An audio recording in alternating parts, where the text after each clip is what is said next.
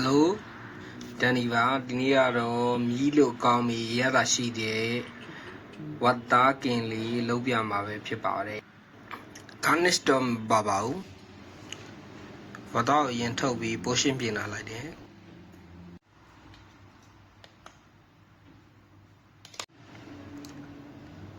ကြာညို့နည်းနည်းထည့်ပါမယ်ပြီးရင်ဖြူသည်နည်းနည်းထည့်ပါမယ်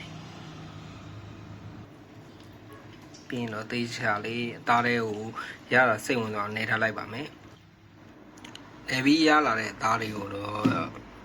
ဖရီဇာထဲမှာ45မိနစ်လောက်ထည့်ပြီးတော့နှက်ထားလိုက်ပါမယ်။